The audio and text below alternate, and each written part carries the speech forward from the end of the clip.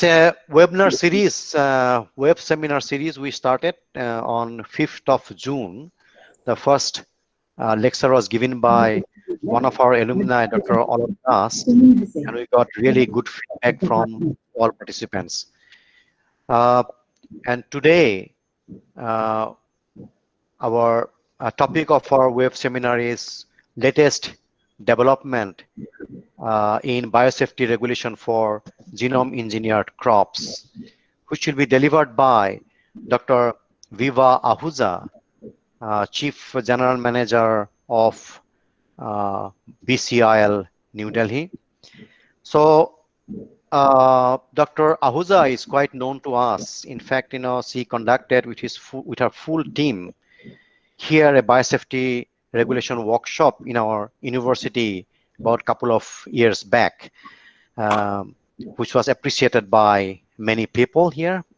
So I thank you, Dr. Ahuja, for accepting our invitation to deliver this talk, which is a very, very important talk. In fact, Dr. Ahuja is having a PhD in microbiology from India, and she has expertise in, say, capacity building for biotechnology and biosafety in India, and she has been working in this area for the last 20 years.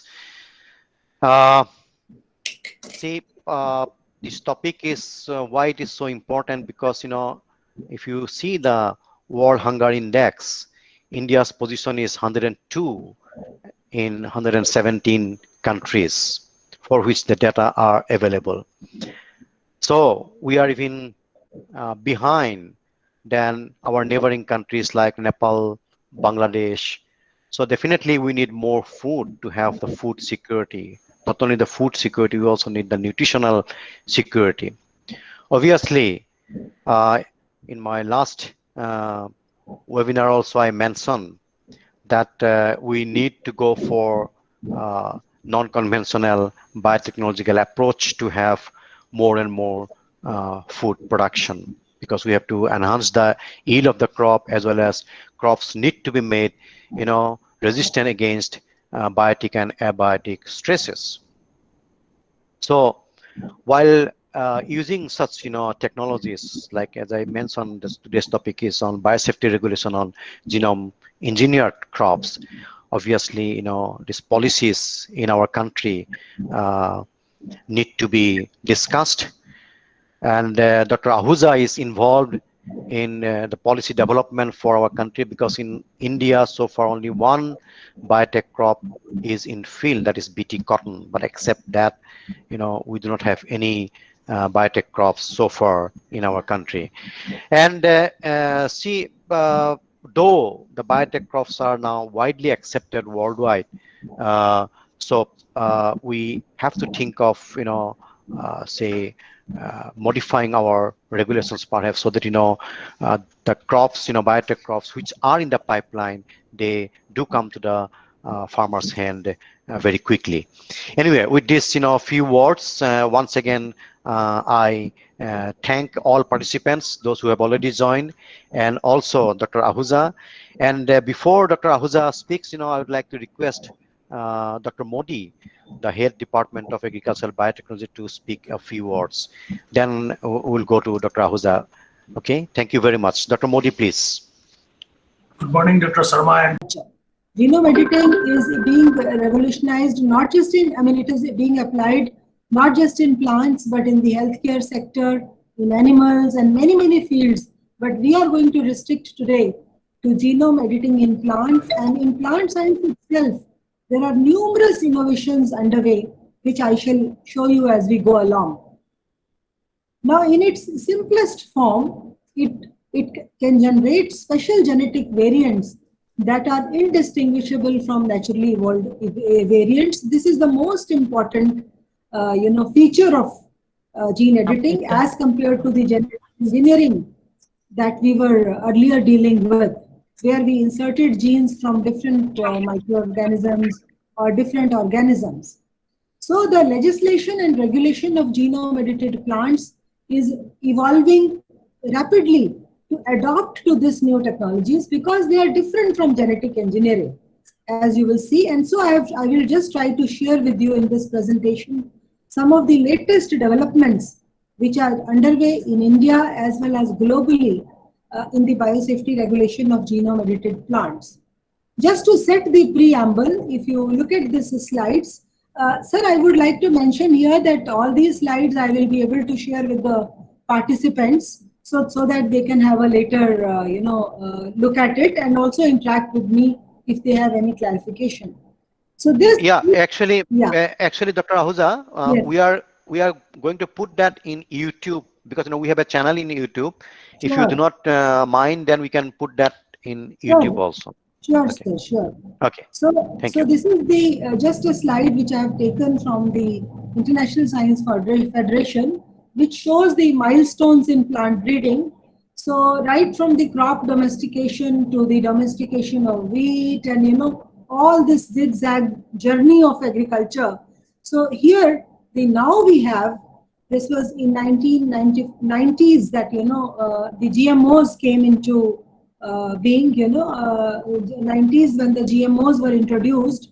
But after that, the marker-assisted selection has also, with the advances on genomics, has really picked up in a big way. And gene editing is a new tool in our hand where we are talking of targeted breeding using the new tools. And what are these tools? So just summarizing that picture into a series of, how it has evolved. It has been a backcrossing, inbreeding. These are the various techniques are there: hybrid breeding, mutation breeding, molecular marker assisted selection. Then we had the genetic engineering, and now we have the gene editing. There are various tools. I'm not going to spend much time on all this because you all are agriculture scientists and familiar with it. So there are many meganucleases, zinc finger nucleases, talons, CRISPR-Cas9, which are on being developed to edit the genetic information in the organisms. Out of these, the CRISPR-Cas9, as you all know, is the most popular one. And this CRISPR-Cas9 was essential in the adaptive immunity in select bacteria and archaea. It was discovered in 1980s. And then 3 types of CRISPR mechanisms have been identified, out of which type 2 is the most studied. And RNA-guided platform is used to introduce a cleavage at the specified location. So how does the gene editing work? It is basically through using the site-directed nucleases. So it has been divided into 3 categories, which is called SDN1, SDN2, and SDN3. Why I am sharing this information with you all is because this is going to be the basis of regulation also. So SDN1 is where we are making small additions, insertions, or deletions. The no insertions actually. The deletions or the change. The double-stranded breaks can be repaired by cellular non-homologous end joining pathways, resulting in insertions or deletions which disrupt the targeted locus. Alternatively, these can be repaired using the homology-directed repair. So basically, when there is a deletion or a change, we call it SDN1. When there is a change with a very small template, that's called SDN2. And if we add the new genetic material, that is the SDN3. So SDN3 is actually virtually like a genetically engineered plants. And accordingly, this is being treated as a genetically engineered plant. As we go along, we will see. So this is just a timeline of the selected traits which are modified by genetic editing. You would see that, from 2012 onwards, when the first, the products which were developed, there is a whole lot of series of new products being introduced using the genome editing. It has become one of the really sought after tools because it is a very easy to do compared to the genetic engineering. So you can see the kind of products which are there, right from the blight resistant rice to wheat to Vaxicorn, potatoes with altered starch, and then in the animals, harness milk cows, and the below side shows a little bit of the animal applications, and the above one shows the plants. So this is how you can see that the traits being modified by genome editing are extensive. So in 2019, there is a review which has come trying to understand where exactly is gene editing research happening and in what crops. So you will be surprised to see this. This is a review which has come in 2019, but it has taken data up to like end of 2018. So here, if you see the data up to May 2018, so as you can see, USA and China are the two countries. In fact, China is the one which is working a lot on gene editing. The maximum work on gene editing has been done in China. And neck to neck is the USA, and rest all countries are much behind. So you can see that almost 600 papers were published from China, 487 from USA, and I mean, we are really lagging behind, and we really need to pick it up to really make use of this new technology. India papers were only 5 in that review. So in terms of the crops, it is expected because China is the one which is really doing a lot of work on it. Rice is the major crop on which there's a lot of work going on, and almost 465 papers were there. Then we have, of course, the basic research types, Arabidopsis, tobacco, tomato, maize, wheat, etc. So this is just to tell you a glimpse that the gene editing research is really taken off in a big way. And then we are trying to see that, where are all these applications, which types, SDN1, SDN2 or SDN3. That also they have analyzed and found out that the 92% of the applications were this is the data of the market-oriented applications, that 92% of applications were actually SDN1. And in terms of the traits also, there is a whole lot of analysis. I would encourage all of you to look at this review because this gives a very good glimpse of the type of research underway. Now we come to today's topic, which is this background in mind that, there is a lot of work going on SDN1. Basically, these countries are the one which are leading. And these are the basic technology and this categorization between the three different, categories based on the site-directed nucleases. Now, the key issues which are in the regulation of genome editing are as follows. Gene editing prescribes, as we saw, molecular biology applications because there is no single tool. There are multiple tools that enable targeted and precise alterations of the genomes of plants, animals, and microorganisms.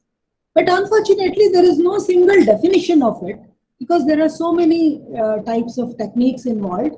From the regulator point of view, it is very easy if I am able to define a technology. No definitive list, varied techniques are included, and most definitions incorporate the idea of making targeted changes at a known location. So these are the three important considerations. Many people, if you see, the scientists who are working in the gene editing and even regulators, they agree that these changes are very small, many times similar to what can be done in the conventional breeding, and also, many times indistinguishable from whether you've done through breeding or you've done through gene editing. But there is no shared definition of small, how small. Also, these technologies are referred to as new plant breeding techniques because they are sort of considered an extension of the new plant breeding. Now here again, as I said, traits produced are generally possible to produce through conventional breeding because they are very small, deletions or a change. And then certain applications of gene editing result in varieties that cannot be uniquely identified from conventionally developed varieties. This is very, very important because if you have developed we have like Dr. Sharma develops a product where he has used gene editing, and then another scientist develops the same product which he has done through conventional breeding. There is no way that we can identify that it came through which particular technology, whether breeding or gene editing. Gene editing tools allow the only thing what gene editing is doing is it's allowing the generation of traits much more efficiently.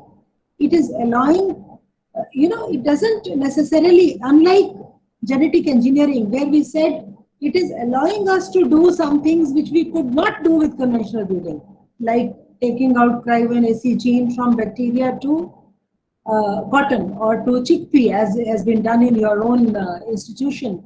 But it allows us to do things which we could have done before also, but it is making it do much more easily and with greater precision.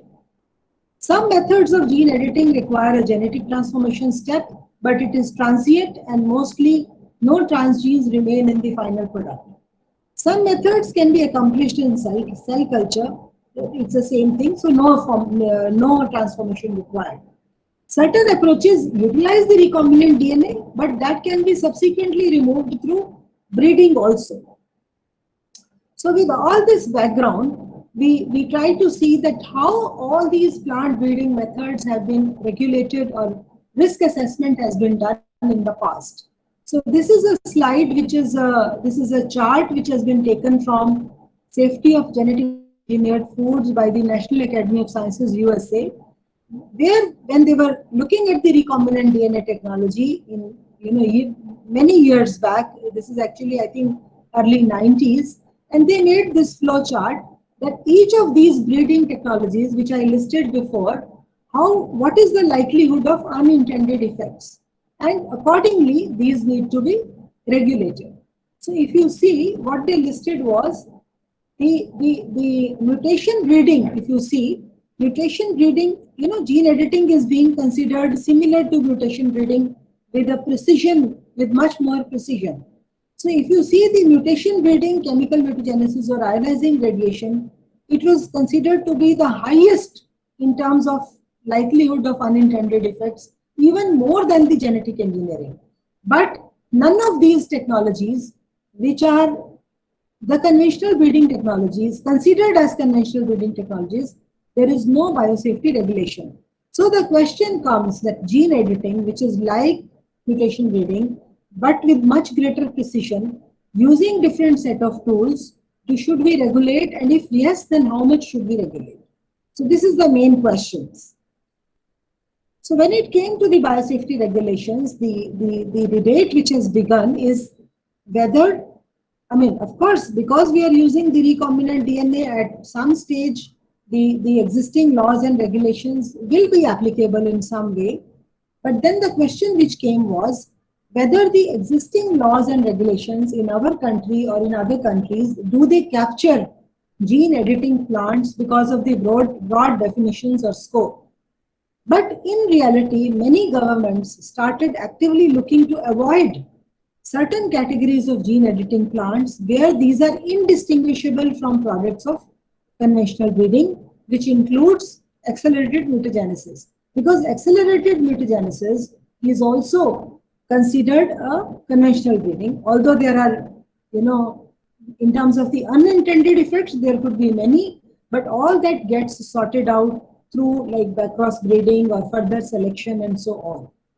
This is because most governments, they want to ensure that innovation can proceed in a way that was not possible under the regulatory paradigm that many governments applied to GM plants. As you all know, genetically engineered or genetically modified plants have been subjected to extensive regulations because of the perceived risks, which many of which were actually, valid or not valid, and the scientists ended up just spending a lot of time and energy in dealing with that.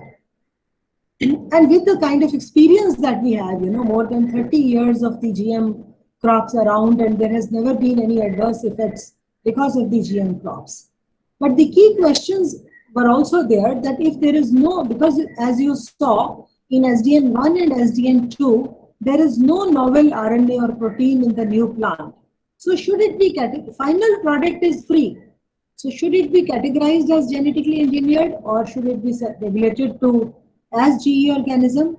Then again, the same thing which I said, is the existing risk assessment necessary for this safety assessment, or would all the information typical of conducting risk assessment, should this be required for gene editing plants? So these are basically various questions which have been raised with respect to preparing the regulation of gene editing, genome edited organisms, particularly plants. We are talking of plants. Now, there are some elements which were there for the plant risk assessment, GE plants, which we'll just look at it, how much of this are relevant. Molecular characterization, we do extensive molecular characterization in the genetically engineered plants, but here in the genetic genome edited plants, insertion site is known to you. So very, very simple molecular characterization should be possible as compared to the extensive work that we need to do in the GE plants. Off-target cutting is frequently mentioned, but this is definitely much, much less extensive than chemical or radiation mutagenesis. And this can be taken care through backcross breeding. Characteristics of the introduced trait. This is one of the major requirements for the GE plants. But in this case, there is no transgene. I'm talking of SDN1 and SDN2. No novel protein is expressed. If similarly, the phenotypic characterization, the VDNAs, the gene flow, all that kind of data in terms of unintended effects does not appear to be necessary in case of gene-edited plants. So the question that raised was that although we could use this and say that not applicable, but should it be used or whether it is relevant? Another point which is very important for developing a regulation of gene-edited plants is that enforcement of any such regulation will be very difficult if you cannot differentiate whether this has come from mutagenesis, conventional breeding, or from gene editing. And when there is no novel gene, it will be very difficult to detect. So detection, as you all know, requires the knowledge of the specific gene edits that have been made. There is no way, as I said, to prove that a genomic change is the result of gene editing. So effectively, we are looking at voluntary compliance, and it may be very, very difficult to enforce. So then if we have such a unenforceable kind of regulation, then the public trust and all those issues become important. And then one more thing which came up, because there are some countries, I will show you, some countries which are going to regulate, some which are not regulate. It's very important that if there is any new tool and you all are developing new crops using that traits, then the free global trade will require internationally harmonized regulations. If there are different definitions and different regulations and authorization requirements, this would hinder the international exchange, especially when the products are indistinguishable. There is no test that can be done to check whether this gene edited or through which product. Accordingly, there was a need felt also to streamline and increase the collaboration and also review from time to time that what other countries are doing. So this is a global snapshot on approaches to regulation. I've made it in a very simple way. And it says that, this I've taken from Dr. Donald McKenzie, who's a very good expert from Danforth Foundation. So here, he had, made this and presented it recently in about 2 months back in the Global Potato Conclave here in India. And if you see here, it's very clear that, the green ones show the positive decision. They have said that we are not going to regulate gene-edited organisms, particularly the SDN1 and SDN2. And then there are the red ones have said it's a sort of a negative decision. They have said that we are going to regulate, and the yellow ones are the ones where we are saying that this is still under discussion, which is India, China, and all. In fact, USA on May 18th has come up with with a modified regulation. They have done a revision to their regulation where they have clearly said that they are not going to regulate the new products which are going to be produced using techniques such as gene editing and many other techniques if there are single deletions, simple products. So I think it is really worth looking at their regulations and evaluating. So this is in fact a slide which shows the country approaches, what are they going to regulate and what they are not going to regulate. So if you would go through it carefully, then mostly only if there is an insertion, that is the SDN3, where we are going to have a new gene inserted, most of the countries are saying, except the European Union, which are going to regulate everything, that here they are not going to regulate the other categories. But whenever there is a new gene inserted, as in SDN3, it will be treated like a genetically engineered organisms or a transgenic organism, and will be, sort of regulated in that same way. This is a paper which was published in February 2020 in EMBO reports. So here, what they have said is they have analyzed it in a different way. So this is a much clearer picture actually. And here, if you see, they say unless there is a new gene. So you can see, I will just quickly look at it. Canada, not regulated unless the trait identified as novel, because they have a different kind of a regulatory system. United States of America, most non-transgenic, not regulated. All these South American, if no foreign DNA, not regulated as GMO. United Kingdom, of course, it was like European Union, but now there are discussions underway for being post-Brexit. They are thinking how it will be done. Norway has said that if no foreign DNA, not regulated. European Union, of course, is going to treat all genome-edited crops as GMOs. This was a decision in a court, but then the regulatory agencies are finding out a way out on how to deal with it. And similarly, Israel, Africa, Paraguay, Uruguay, Australia, Philippines, there are discussions going on, and Japan. Most of these countries are saying that if there is no foreign DNA, that they will not regulate gene-edited organisms as GMOs and will be treating it in a different way. Most of the countries are exempting it. So India, Bangladesh, and Philippines, there are still discussions underway. I will share with you what's going on in India.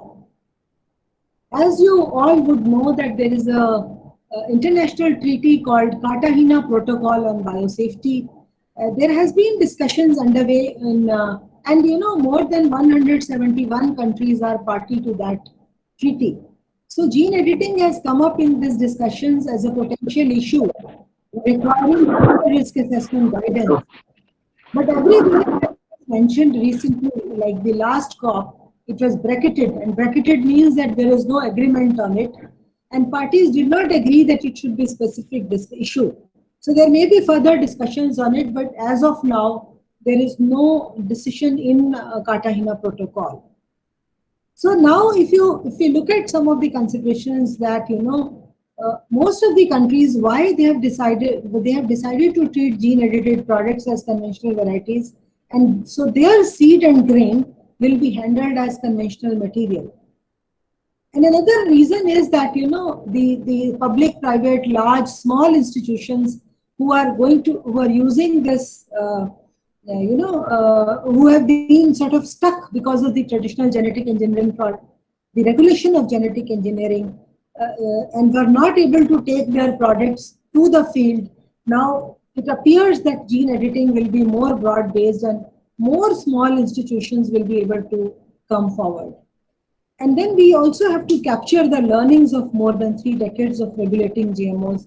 As I said, a lot of regulation meant a lot of not being able to move your products to the field. In India, not even being able to do the field trials because of the state permissions and the central permissions and so on. Now we'll come to Indian situation and how gene-edited products are going to be regulated or can be regulated here. The existing regulatory framework for GMOs, here, in India, we regulate the GMOs and the products under the rules 1989 under the Environmental Protection Act. So these rules are for manufacture, use, import, export, storage of hazardous microorganisms and genetically engineered products. So the point to note here is that the rules were formulated in 1989, and the definitions which are there in these rules are also very old. The gene editing is a new technology, and all these things have not been captured. These are all new developments. But if we see the coverage of the rules, it says manufacture, import, and storage of microorganisms and gene technological products and genetically engineered organisms. And then look, the third point is important, because when these rules have been formulated, it has been mentioned that new gene technologies, in addition to cell hybridization and genetic engineering, will also be covered by them. And then there are certain definitions where gene technology is defined and genetic engineering is defined. I won't go into these definitions, you people can look at it. But based on this, the first impression that everybody got is that gene editing would probably have to be regulated as per rules 1989 only in India because of this, definitions and other things. Then we had in 2017 the regulations and guidelines on biosafety of recombinant DNA research and biocontainment issued by DBT. And here, if you see, they had indicated that SDN1 will be plant biosafety level 1, and 2 and 3 will be plant biosafety level 2. So for 2, you have to take permission from IBSC, whereas for 1, that means to do all your work related to SDN1, you just have to inform the IBSC member secretary. There was nothing which was said about the further regulation.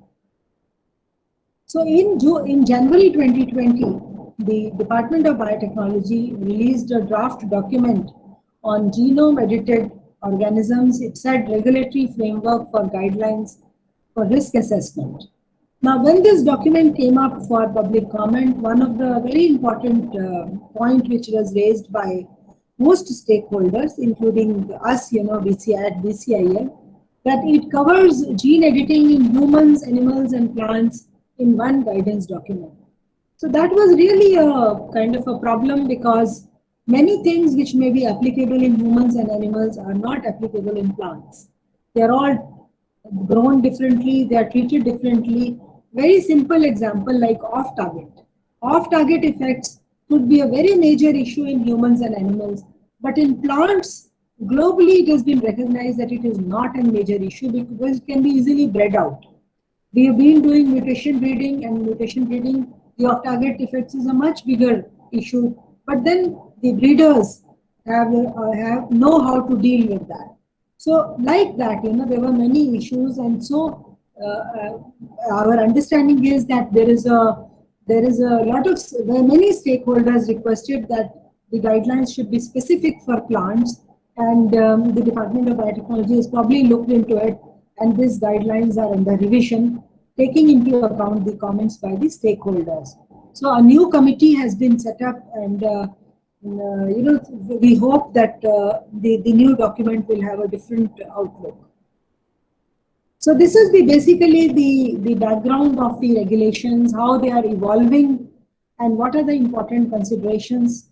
And many people hope that genome edited organisms will not be regulated as GMOs because there are not that kind of concerns, and it is just a much more precise tool for what we could have achieved in the conventional breeding. So just to summarize what I've said, the applications of gene editing will need to be considered on a case-by-case basis. What I mean by saying is that SDN1 and SDN2 will need to be treated differently from SDN3. The living modified organisms, as we call under the Cartagena Protocol or a global definition, produced through gene editing do not pose any challenges to the existing risk assessment frameworks, guidance, and methodologies. How? Because we are saying that SDN3 should be treated in the same way as the genetically engineered organisms, whereas the other two can be kept out of this regulation because they don't require this kind of risk assessment. So many applications of gene editing would likely not meet the criteria for the need to develop separate additional guidance and maybe need to be exempted, as many countries have done. South American countries have exempted, the products are already in the market. USA has exempted, Japan has exempted, Australia has exempted SDN1. And just to give a final point that lower regulatory burden for genome edited products would mean a cheaper and a faster path to market, because we really need now good, look at the kind of climate change which is happening. There are a lot of challenges for, maintaining the food security and also the increasing the productivity and dealing with various agriculture challenges. So this would ensure that the small and medium-sized companies and academic research institutions like yours can very easily take forward their product. They can clear the regulatory hurdles If it is only your institutional biosafety committee which is to review, then you can really take the approvals fast and diversify into particularly the local products with the limited markets. When there was a heavy regulatory burden, lot of, only the big players could invest, and they would invest only in those crops which have market. But more regulatory burdens, less like breeding happens constantly. So the local products with limited markets or the local markets can also be developed extensively. So this is, I just want to thank our South Asia Biosafety Program.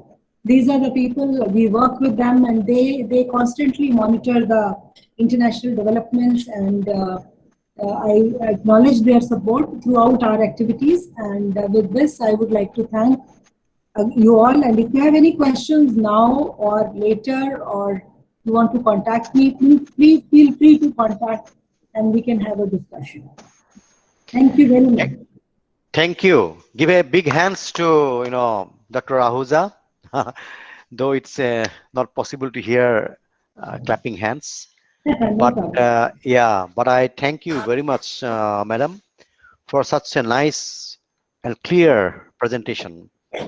And in fact, you discussed what is the global scenario of accepting the genome edited plants. And it's interesting that in India, though we need a lot of food still, we are still arguing, or we are still discussing India, Bangladesh, Philippines. On the other hand, those countries which are already food sufficient, they have accepted especially SGN1 and SGN2 types. So I'm sure there'll be a lot of questions which we may discuss now, and I'm happy that about 200 participants participated in this webinar.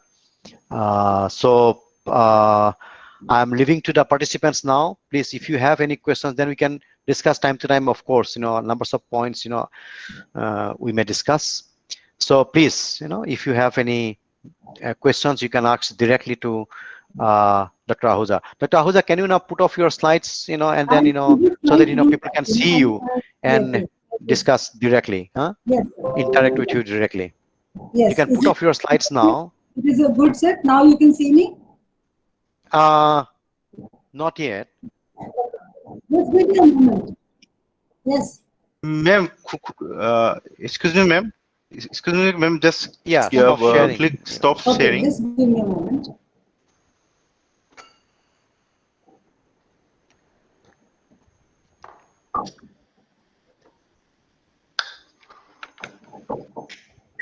Yes, now people have seen you. Yes, Okay. we have started seeing you now. So yes, if anybody has any direct questions, you can ask. Of course, there are some questions I have seen in the text box, which will be discussed. You can, madam, you can also check, the questions, any specific questions. There are of course a lot of feedbacks, but if there are any specific questions, then we can still discuss. There are a lot of statements I have seen that it was very lively, it was quite informative. This kind of messages I have seen. But if any direct questions, any questions to madam, please, anybody, you can put on your microphone, unmute your microphone, and you can ask.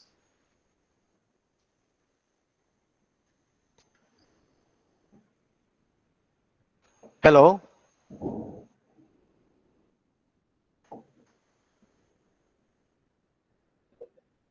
Yeah, somebody is asking question. Yes, So let me start then. Yes. Hello. Yeah, this is Dr. M.D. Patil. Dr. M.D. Patil from University of Agriculture Sciences, Dharwad, Okay. Karnataka. Ma'am, I just wanted to know, because you are in directly into the decision making and other things, how difficult it is to convince to the this policymakers from the scientist group that the genome edited final product will not carry the foreign gene. See, the thing is that in India, if you see, I did not deliberate much on our regulatory system, because we have already heard. I mean, Yeah. you all know very well. It is committee based. So we have Institutional Biosafety Committee, Review Committee on Genetic Manipulation, GEAC, and so on. So you see, Yep. your regulatory committees consist of scientists from public sector institutions only. So that is why it is not among the scientific committees. It should not be very difficult to convince them because they know it.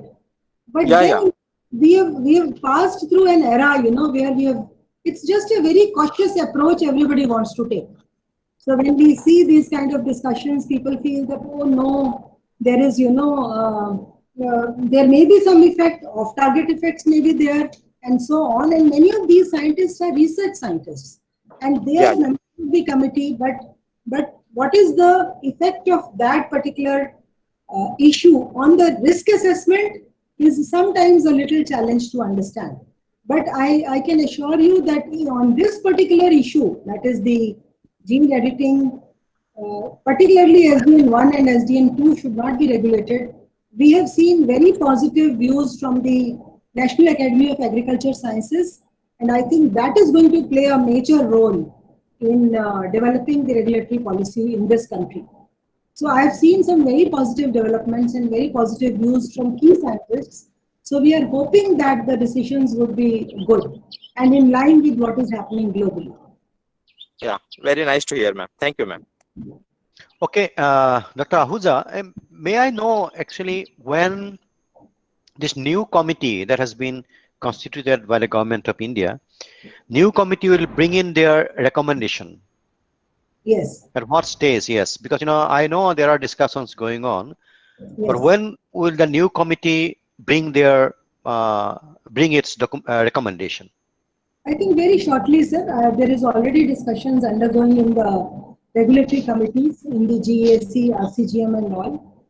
Secretary, what we have heard is that Secretary DVT, who Dr. Renu Swarup, who was in various, there was in December consultation organized by ICRISAT along with APARI. I was also present there, and Madam was the chief guest. And she said that she's very keen that this guidelines should come at very early, at the earliest. And I think Okay. there is a lot of push from the government and also from the ICR.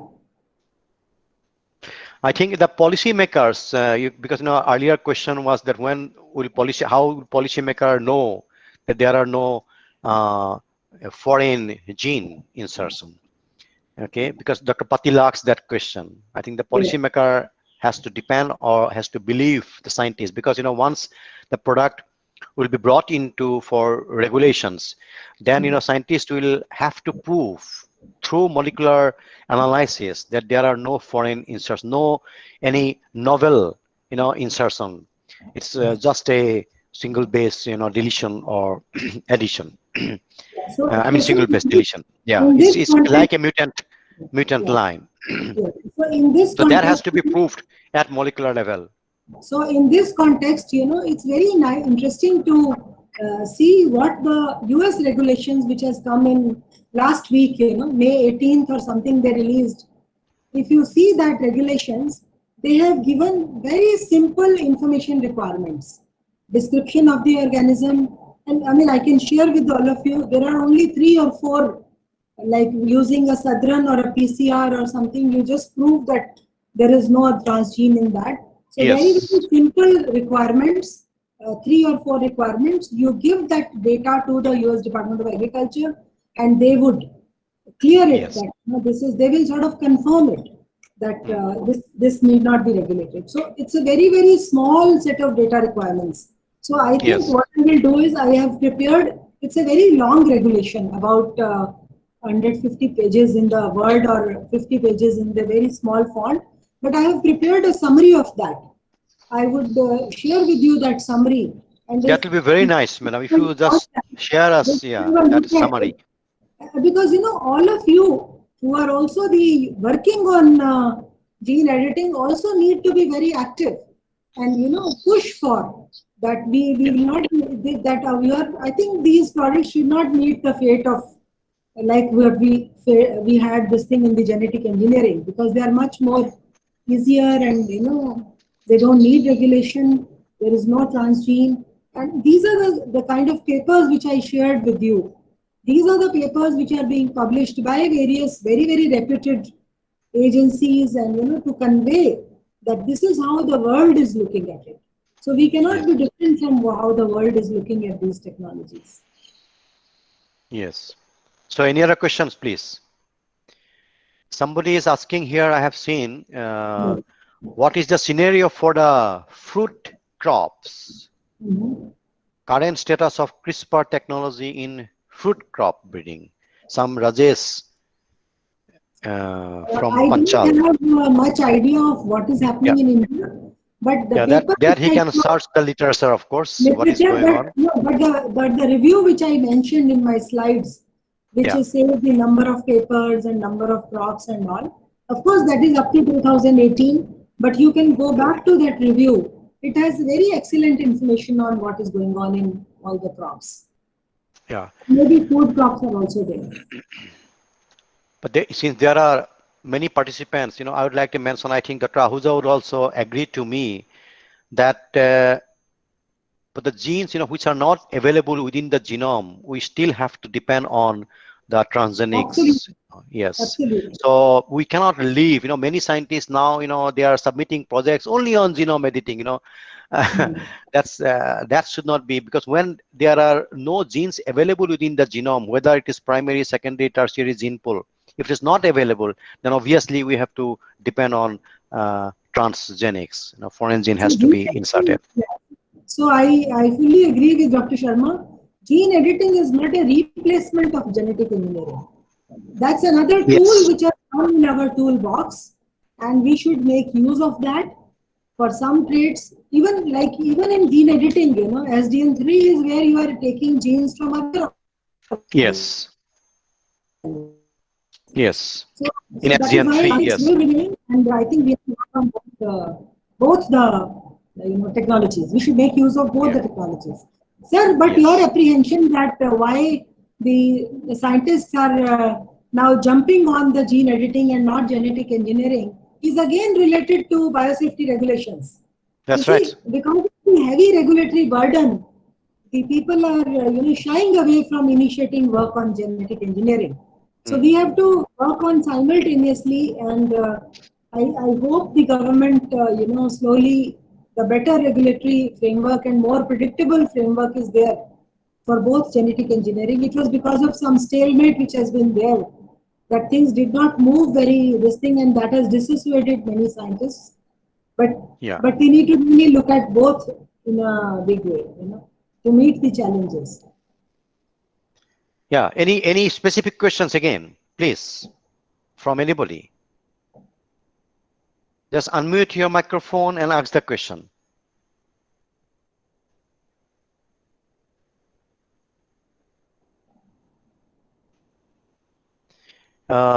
Somebody has asked here, do cisgenic crops have better prospects than transgenic crops? Could you please specify plans for regulation of cisgenic crops in India? What about the regulation for the cisgenesis in our country so far? You see, as of now, our regulatory system does not distinguish because it is process-based. If you have used the genetic engineering tools, genetic engineering techniques, then whether you have taken the gene from the same group of crops or from the other, it doesn't matter. But if you see the evolving regulation globally, for example, the recent notification from USA, they are now treating cisgenics and transgenics differently. So I would encourage that, you all should also come forward and share your views more extensively, write about all these things, create awareness, and then, things could change. But as far as now, as of date, the Indian regulations are more process-based. So whether you have taken gene from the same plant species or others, it would treat it as a same way in India. Where we need more food. Yes. Yes. Yes. Any more question? Yeah, I have been actually reading the questions from the text, but I am surprised why people do not ask directly, instead of putting in the text box, or chatting box, they can ask directly the questions. Yes. Then that will be more lively, and you will get your answer immediately. Vidyu, there is a Yes, question please. from Andreas. Huh? There is a question from Andreas. Could Okay, gene from editing? Andreas. Yes. Yeah. Read it. Can you read out the question, please? Could gene editing affect the physiological epigenetic parameter of plants?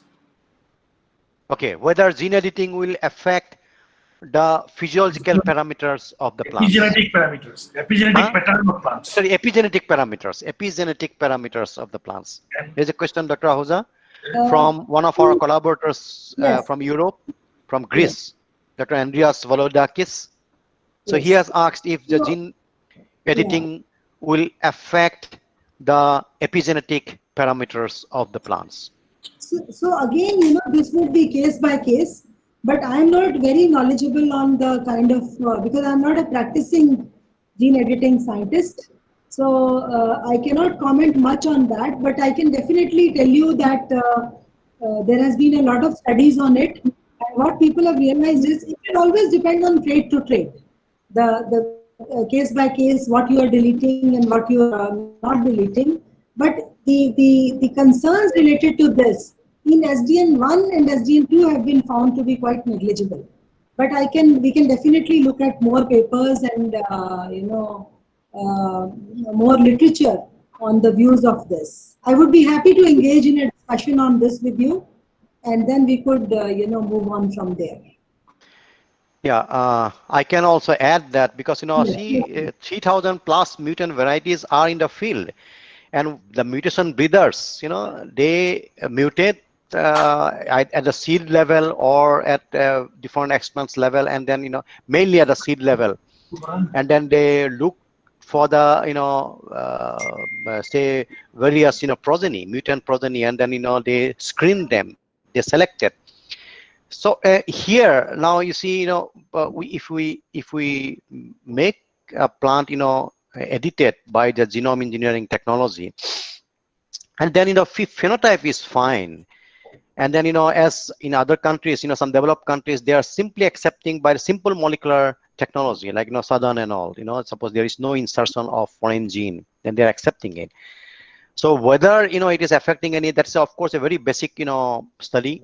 I'm sure there are some papers coming up. I have no information at the moment, but Andreas can look into. But that is a question of basic studies. But once we see no difference in the phenotypes, then there is no additional insertion, foreign insertion, then we can bring it for regulations. Thank you. Andreas, are you satisfied or? Okay. Any more questions?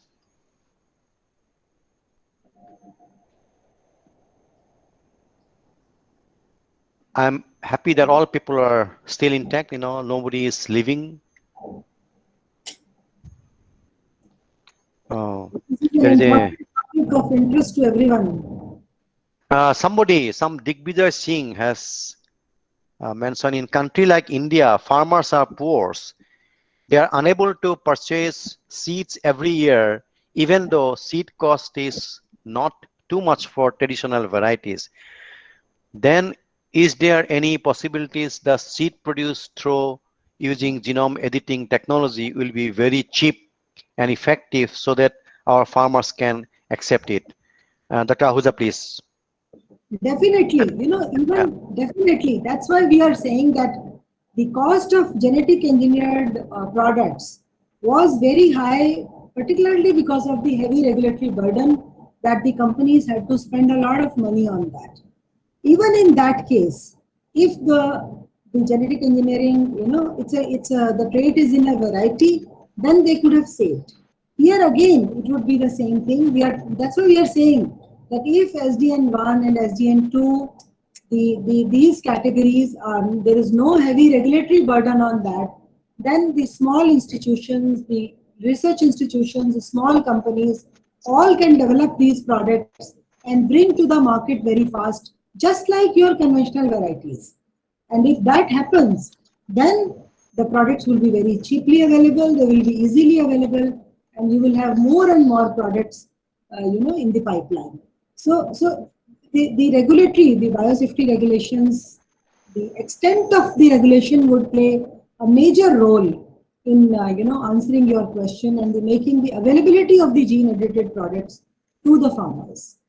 This is the question, that if the products which are available, if they could be easily brought to the market, when there is no requirement for all such tests, no risks, then, I mean, if these are exempted from the regulation, the product availability would be much, much higher, and we would be able to make use of these innovative tools for our farmers and the society. Yes, nicely answered. Because if it is a hybrid, then it's a question is different. Of course, farmers have to buy again and again. But initial cost is, of course, cost involvement is pretty high. But once it is coming as a variety, then, and if we bring it to the public domain, then farmers can get that like any other varieties, crop varieties. Yeah. So Andreas has sent a thanks message. I have seen that. Any questions? Hello, sir. Yes. Dr. Olak is asking question. Yes, please, Olak. Hello. Yes, please. Olak Das from Sir, IIPR yeah, Kanpur. sir, this is hello. Hello, ma'am. Good Hello. afternoon. Hello. Good afternoon, ma'am. Yes, ma'am. Yes. Ma'am, it was an excellent presentation on genome editing and then current deliberations which are being made. I just had a one query to find out what about the plant breeders' right, because there were some issues with the transgenic crops in India. Plant varieties cannot be like patented and all those. So what was the status of that, and how is it going to be the same for genome edited crops? Thank you. Very difficult to say now, because today I was focusing on the biosafety issues, but the question that you have raised, I mean, the issue which was there in the Plant Variety Act and the Breeders' Right was not actually related to the biosafety per se. Yes. I think I just wanted to know. Yeah. That's an intellectual property issue. So maybe we can discuss on that separately. Okay. What exactly it will be dealt with. I think it should be dealt with just like the conventional breeding, conventionally bred varieties. But we'll have to see. I think that kind of discussions I'm not privy to so far. Okay. Thank you, ma'am.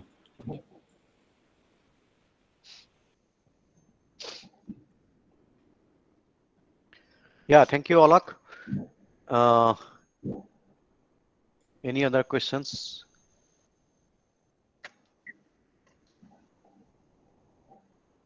Is there any question?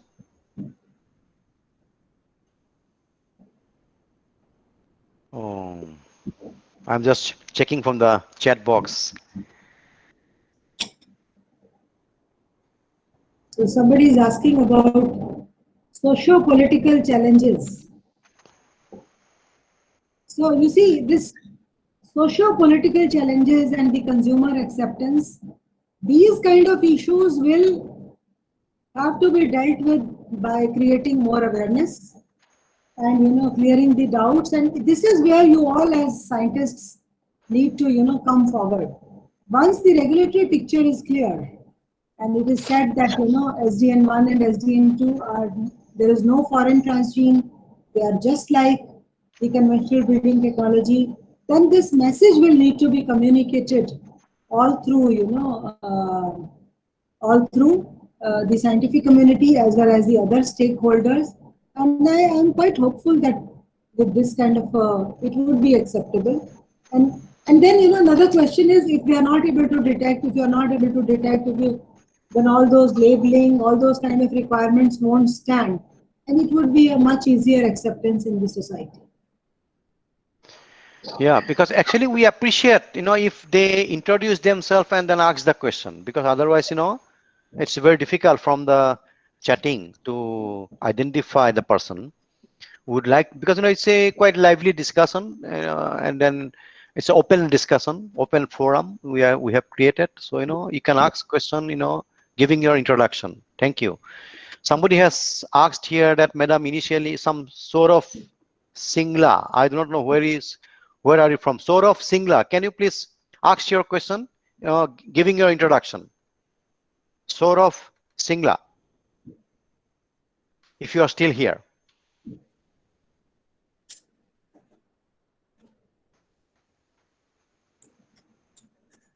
No? Hello. Am Yes. I audible, sir? Yes, please. Sir, You are? I am Saurav. I'm a research Okay, scholar please ask your at question. BHU. Yeah. You are from? Yes, actually, I wanted to ask, like, initially, VT You are cotton was farmer, or introduced. you are from which organization? I'm a research scholar at BHU Varanasi. Oh, BHU Varanasi. Okay, research scholar. Okay, please.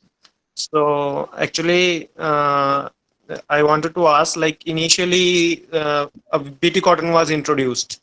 So, few generations were introduced, like first lost the resistance, and again few more generations came. Then initially what was the benefit was the pesticide use reduced by a lot, but slowly as the generations forwarded, the use of pesticide is again increased. So the overall cost to produce the crop increased, whereas the overall profit does not increase up to that extent. So I want to ask, like, how a farmer could avoid falling in such a trap. Okay, So, first, Dr. thank Ahuja you. can Yeah, respond. thank you, Saurav. Although this question does not relate to the topic that we are discussing today, but since you have raised, we will briefly answer your question. You see, what you have said, the considerations that you said need some kind of a correction or a modification. BT cotton was introduced in India in 2002 with one, Crivan AC insertion, and there is no resistance. Then subsequently, more events were released containing two genes of Crivan AC and Crivan AB, which is called stacked events after 3-4 years. And these are generally mentioned as Bolgard 1 and Bolgard 2. These events, the genetic events, are introduced into numerous hybrids and varieties. And so we finally have some 1,200 different lines, more than 1,200, 1,300 lines being grown in the approved by the regulatory agencies. But the genetic insertions are only two. That's Bolgard 1 and Bolgard 2, which is the two different events. Now, coming to your point that one generation was Bolgard 2 was introduced because Bolgard 1 failed is not correct. Bolgard 1 is also grown, and also there are three more different events which have been approved, and all these are sort of introduced just to create a different genetic variation and to delay the resistance. So far, no resistance has been reported from BT cotton, from bollworm, the insect against which this gene is active in India.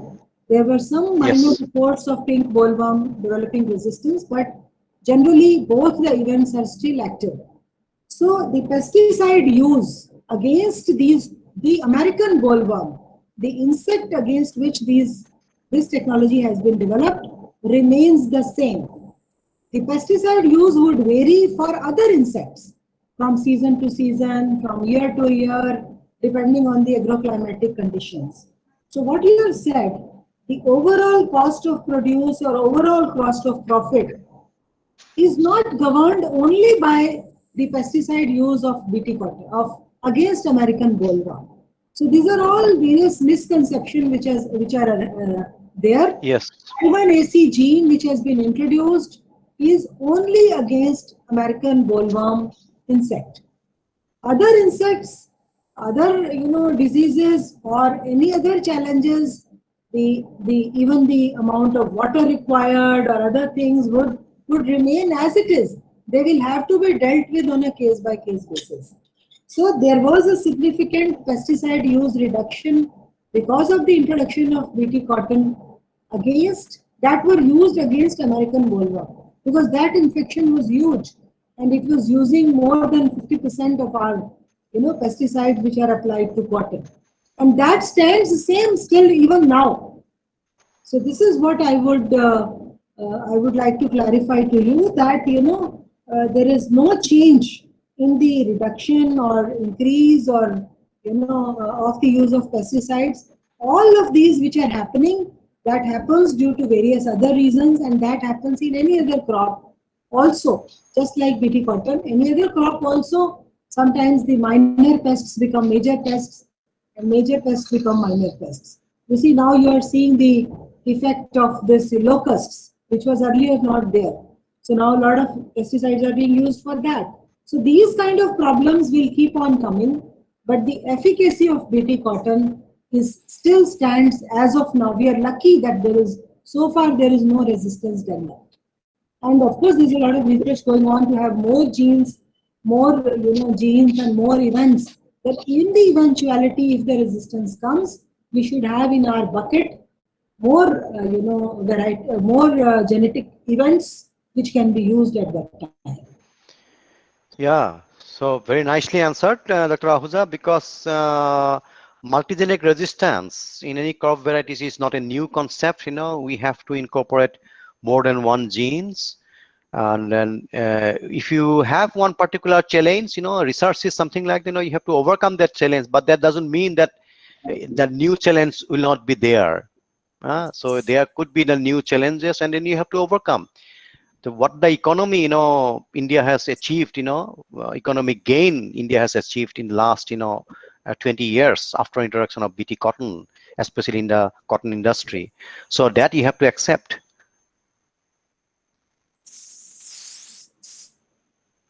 Okay. So are there any questions? If not, then, yeah, I have heard somebody, is there any questions? Some Surinder Pal Sadhu, your video is on. Are you asking question? And then Madhuri Madhavi, your video is on. Are you asking question? Madhavi? And then Sandhu.